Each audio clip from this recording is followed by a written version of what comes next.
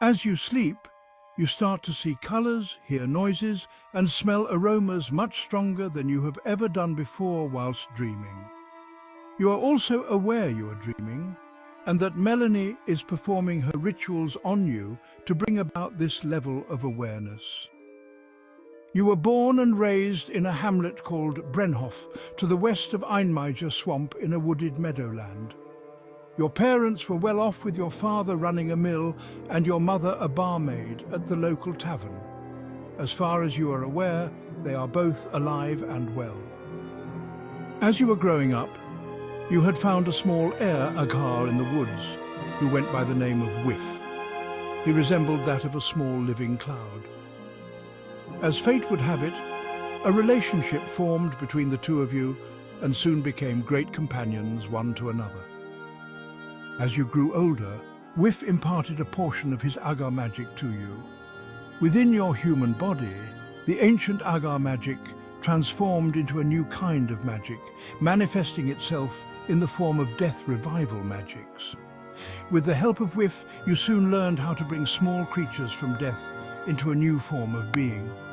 Not technically alive, but still with a consciousness and ability to do simple tasks. These new powers concerned the other residents of Brenhof, who soon began rumors of black magics being practiced by your family. Because of these accusations, you were forced to stop your practice of death revival magics, and for good measure, were not allowed to be seen with Whiff in public. After a while, the accusations fell into simple side glances and caution practiced by others when around you. Life became quite normal until you saw a creature being transported through Brenhof by a travelling circus. A mammoth figure of unimaginable strength, which its handlers called a shadow rhino by the unforgettable name of Break. The handlers told you that they bought it from a group of magic wielders deep in Einmeijer swamp to the east, who specialized in creating beasts such as this from the corpses of great warriors.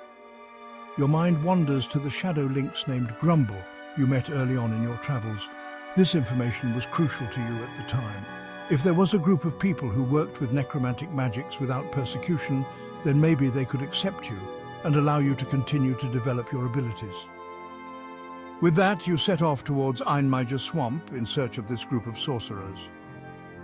Not too long after you and Whiff ended up in the depths of the swamp, Orza the Godless arrived and sealed all the exits to the swamp. Without having any money with you since entering the swamp, you couldn't afford the high prices of the imported food that Orza allowed in. This forced you to stop your search for the necromantic sorcerers and try and find a way out. In this search, you met an old man named Paul, who you soon learned was an old druid. He told you that he had good information that said Orza was looking for certain pieces of cursed jewelry that contained powerful magics and souls of persons within them.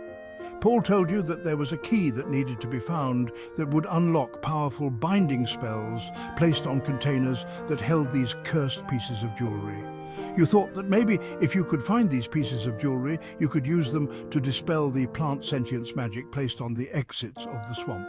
You remember Paul from meeting him in the swamp earlier in your journey, and you must have found the key because it's in your pocket. From here, the images and scenes become blurred and start to fade. You can't make heads or tails of what you're seeing, leaving how you lost your memory, how you gained the key, and how you woke up in the Phantom Tavern still a mystery.